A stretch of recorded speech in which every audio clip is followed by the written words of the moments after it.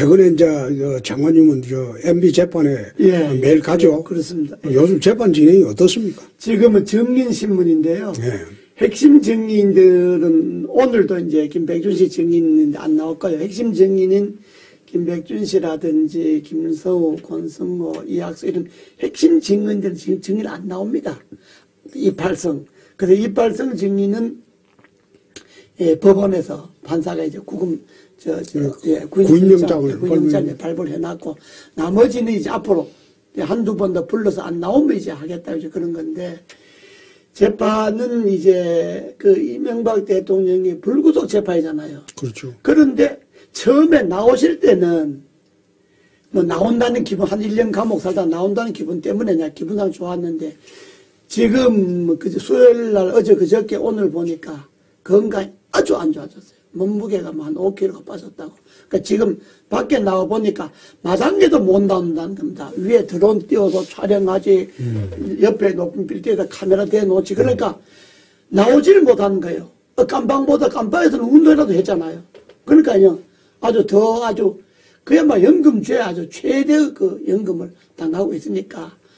그게 건강에 안 좋다는 옛날에 위리안치라고 그러죠. 예. 주위에 가시덤불 다 놔놓고 예. 그 못 나오게 하는 위리안치라고 그러죠. 그런데 나는 그게 하나 궁금한 게 예. 이번 4월 11일 되면 이제 김경수 보석 석방을 해줄 겁니다. 나는 해줄 것으로 봅니다. 그렇습니까? 예. 해줄 것으로 보는데. 언제 예측을 잘하시죠? 아니, 그러니까 지난번에 내가 예. MB 그 석방된다고 했잖아요. 예. 한 달 전에. 예. 그런데 김경수도 그 보석 조건을 MB하고 똑같이 하는지. 내가 그게 조금. 그럼 도지사 못 하잖아요. 아니, 도지사 하고 안 하고. MB 보석 조건을 붙인 거를 보고, 제가 그 82년도 사법시험 합격해갖고 지금 몇 년입니까? 예. 지금 한 6년 넘죠? 37년이죠? 예. 난 그때까지도 보석 조건 절에 붙이는 건 처음 봤어요. 그러니까. 아니, 난 저런 식으로 보석 조건 붙이는 거는 주거 제한은 합니다. 예. 보석에 주거 제한은 해요. 예. 감옥에 있어도 통신 제한을 잘 못해요. 예. 접견금지라는 그 법원의 결정을 하지 않으면 예. 가족이나 다른 사람이나 면회 가능해요. 그런데 감옥에 있는 사람도 그런 조건을 안 붙이는데. 맞습니다. 예. 풀어주면서 나는 저런 식으로 조건을 붙여가지고 풀어주는 거는 나는 법조 37년 만에 처음이에요. 아니, 저도 감옥살이 한 10년 해봤지만, 예. 5번 가서, 예. 보석에 저런 조건 저 처음 봤어요. 그런데, 내가 궁금한 거는, 김경수가 이제 항소심에서 나는 4월 10일에 보석 해주리라고 봅니다. 해주면서, 보석 조건을 어떻게 붙이는가 내가 한번 보려고 그래요. 한번 봐야지. 그래도 드론 띄우고 갖고 할런지. 그리고 지금, 그, 이명박 대통령 재판의 증인들이, 어제 그 이병모라는 증인이 지난 수요일 날 나왔는데, 무슨 이명박 재산 관리다 하고 기소해 난 사람 나오는데, 본인 재판 1심에서 집행유예 받아 나와 있어요. 나왔는데, 어제 증인하는데 우리가 좀 쇼크를 먹은 게, 한 달여 가까이 재판받는데 46번을 불려나갔는데 어떤 데는 새벽 3시까지 조사받고 새벽 3시에 구치소 들어와서 자고 아침 10시에 나가고 잠을 3시간밖에 못 잔 적이 있고 몸무게가 10kg가 빠졌고 이빨이 다 부서졌다. 그래서 나는 자포자기였다. 검찰이 불러주는 대로 예의하고 말았다. 이제 그런 인수를 들으면서 옛날에 군사 독재 때 우리 그 긴급조치를 재판 갈 때도 12시 되면 재웠거든요. 그렇죠. 예, 밤 새벽에 저렇게 조사받고 저러지는 않았어요. 근데 저게, 네. 검사가 이제 요즘 검사들 참 안타까운 게, 자질 문제도 있지만. 좀 그런 거 같아요. 아니, 수사 능력 문제도 있고, 자질 문제도 있지만은, 지금 대법원에 확립된 판례가 그런 식으로 수사를 하게 되면 검찰의 모든 조수의 증거 능력을 인정하지 않습니다. 예. 대법원 판례가 내 기억에 그래요. 예.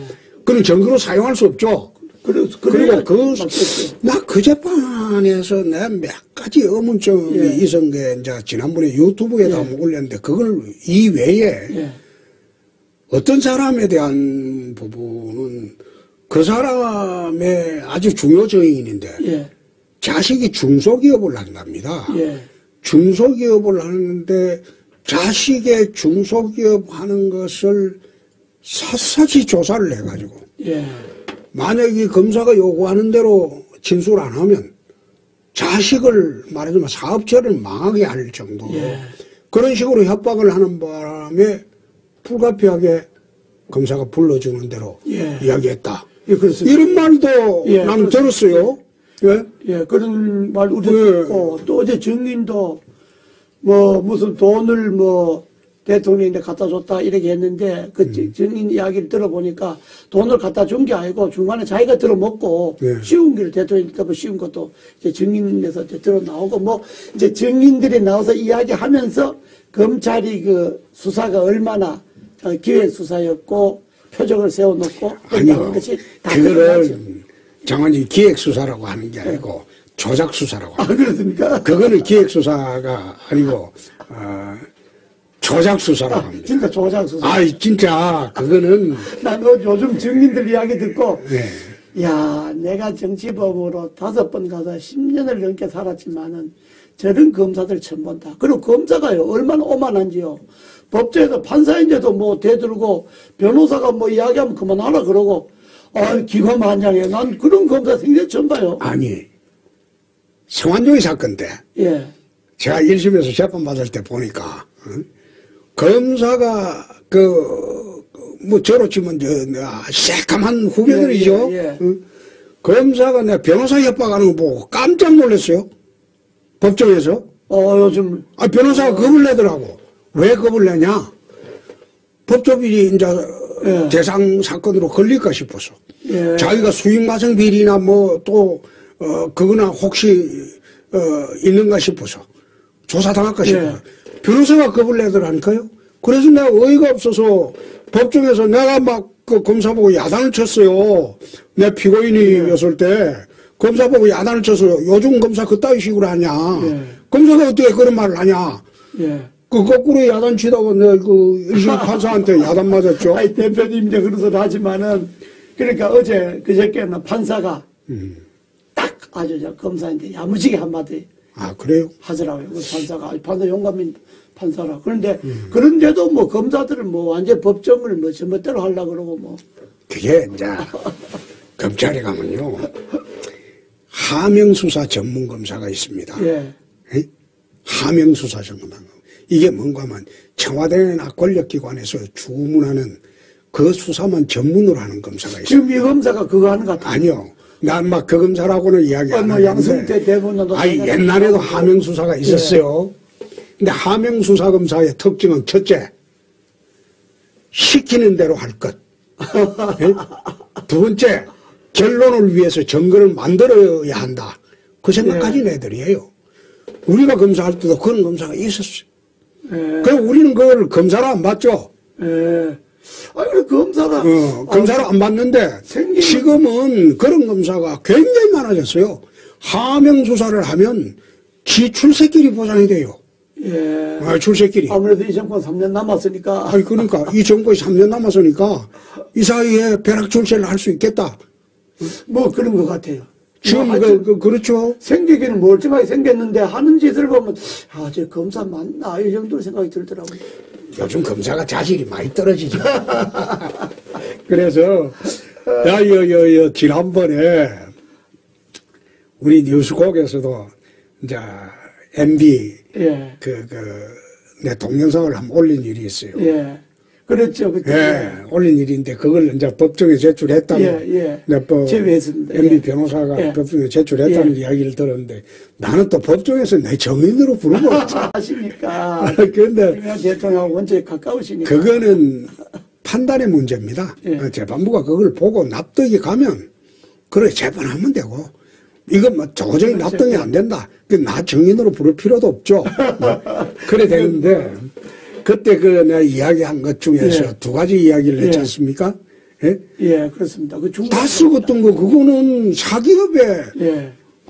공기업도 아니고 개인이 가족기업인데 네 주식 30% 내 50% 뭐 다 갖고 가족끼리 다 갖고 있는데 그걸 왜 주식 소유권을 문제 삼아 가지고 전부 다툼도 없잖아요. 예. 그때까지 뭐 30년도 안에 아이 그러니까 가족 간에 분쟁 하나 그러니까 없었는데. 가족 분쟁도 없고 주식 다툼도 없는데 아이고 그리고 그 MB는 그 내 회사 아니라고 그러고 저 형님은 전부 내 끼라고 그러고 MB는 주식 하나도 없다고 그러고 그런데 그걸 갖다가 왜 검사가 억지로 MB 보고 네 회사인데 네 돈 벌어먹었다 그럽니까? 나 그것도 보면 웃기는 이야기예요. 지금 재판하면서 이제 속속히 드러나는데 저 대표님 지적하신 삼성 이건 회장 3년권도 아니 그 3년권은 아니죠. 김진선 강원도 지사도 이야기했지만은 그건 진짜 터무니없는 거거든요. 사면 때문에 뭐 뇌물받. 그건 정말 웃는 일이거든요. 아니. 뭐가 웃을 일이거든요. 그것도 내 그 유튜브에 예, 우리 유튜브에 좀 했었죠. 이야기를 예. 했는데 그게 내가 찾아보니까 2009년 11월 예. 말인가 그래요. 그쯤 됩니다. 예. 내가 이제 원내대표 예. 그만두고 난 뒤입니다. 예. 2008년부터 2009년 그렇죠. 내가 예. 5월까지 했으니까요. 근데 그해 12월 말인가, 11월 말인가 2009년도 그랬던데.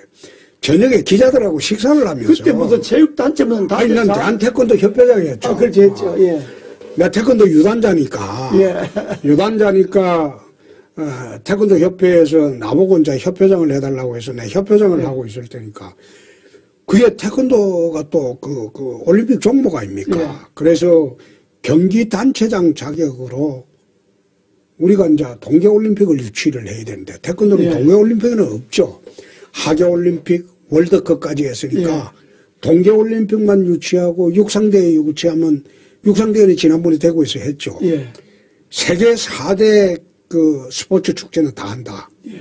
그래서 이거 우리나라가 동계올림픽을 유치하려면 이건희를 갖다가 저래 묶고 나가지고 되겠나. 예. 사면을 해줘가지고 동계올림픽 유치 활동을 하게 해야지. 예. 사실상 국민들은 잘 모르고 계시지만은 88 올림픽은 정주영 씨가 했어요. 예. 예? 현대가 했죠. 예, 그렇죠. 세계 돌아다니면서. 그렇죠. 그 다음에 월드컵은 정몽준 회장이 했어요. 예. 대한축구협회장. 예. 세계를 돌아다니면서. 그렇습니다. 예. 그러면 세계에 영향력이 있는 사람은 IOC 위원은 이건희밖에 없으니까. 예. 현재 IOC 위원인데 사면이 안 되기 때문에 활동을 못 하는 거 아니냐. 예. 그래, 사면을 해달라. 내가 건의해야 되겠다. 그렇습니다. 예. 그 이야기를 했는데 그 이야기를 듣던 그 연합뉴스에 예. 김범영 기자라고 예. 있어요. 예, 있습니다. 김범영 기자 지금 아마 그 국회 반장하고 있을 예. 거예요. 예. 그 미국 그 특파원 갔다 특파원 와서 갔다 왔어. 예. 지금 국회 아마 그 전체 반장하고 있을 거예요. 김범영 기자가 이거 써도 됩니까? 그래서 내가 쓰라고 했어요. 예. 그 기사가 남아 있어요. 예. 근데 처음에 아마 사면 문제를 꺼낸 게 제가 꺼냈을 겁니다. 그렇습니다. 예. 꺼내가지고 이제 각 경기단체장들이 전부 예. 유치 활동을 했죠. 그렇습니다. 김진선 그 지사도 예, 그 측면에서 김진선 지사도 그 이야기를 합니다. 예. 단체 장들이 그렇죠. 하면 해달라 건의가 오고 전부 건의를 다 했던 게 김진선 그 당시에 지사를 예. 했을 거예요. 그래서 강원도지사. 예. 강원도에서 동계올림픽 유치가면 좋으니까. 예. 그래서 유치를 했고, 그거는 사면 대가가 아니죠. 예. 그리고 그게 또 이제 유치 풀리고 난 뒤에 사면이 됐죠. 그렇습니다. 예? 사면이 되고 난 뒤에 삼성에서 전 세계 삼성 지사를 총동원해서 유치 활동을 했죠. 그렇습니다. 예. 예. 이 우리가 자세히 이야기할 수는 없지만 그렇습니다. 그래가지고 삼성이 유치한 거예요. 정부에 들 때니까 잘 알죠. 네. 동계올림픽은 삼성이 유치한 거예요. 난 그래 알고 있는데 그걸 느닷없이 이제 우선 대가성을 그래 붙여버리고 그리고 두 번째 삼성으로부터 소송 비용 대납받았다. 그 소송을 한 사람이 워싱턴의 김석환 변호사입니다. 예. 유명한 국제 변호사예요. 예. 삼성의 반덤핑 제소하고 워싱턴에서 삼성 대리인을 해요. 예. 워싱턴 DC에서. 한국인으로서는 그만큼 국제 변호사가 워싱턴 DC에서 자리 잡은 사람이 없어요. 예. 예. 근데 그 양반이 이제 그거 하는 도중에, 아이, 그 대통령이 그 미국의 그 다스가 김정중한테 사기당해갖고, 소송 140억 불인가, 140억 원인가 있는 거, 이거 김성환 변호사가 대통령이 억울한 걸 당했으니까 그냥 해줬다는 거예요. 예. 예? 그냥 해줬다는 게 돈 안 받고, 삼성에서 추가로 받은 돈이 없다는 거야. 예. 그래서 내가 재작년에 내가 그거 갔을 때, 예. 강효상 이 중계를 했어요. 김숙환 변호사님이 식사를 한번 하자고 한다고. 그래서 내가 워싱턴 DC에서 식사를 하면서 내 생각난 기업에 물어봤어요. 물어보니까 그거 돈 안 받고 한 거다. 한국 대통령이 이게 억울한 꼴 당했으니까 돈 안 받고 해준 거다. 그런데 그것 때문에 나는 한국에 지금 들어갈 수도 없다. 그 이야기를 하더라고요. 그래서 야, 이 사람들 참 무서운 사람들이다. 그래서 내가 이 MB 재판 받는 것도 그래요. 참, 정상적으로 제대로 재판을 받으면 뭐 법원이 알아서 정당 판단하겠지. 하여튼 뭐 지금은 2심 재판장 믿어야죠. 근데 나는 이게 시간이 지나면 이제 정상화되는 게 재판입니다.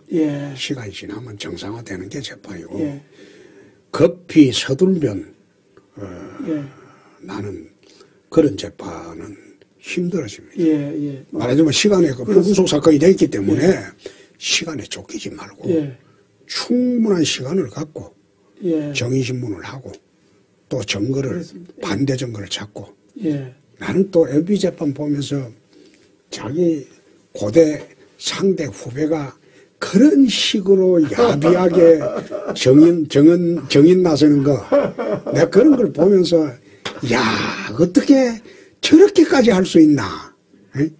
자기 뭐가 걸렸는지 내가 모르겠는데 자기 뭐가 걸렸는지 모르겠는데 어떻게 저렇게까지 할 수가 있나.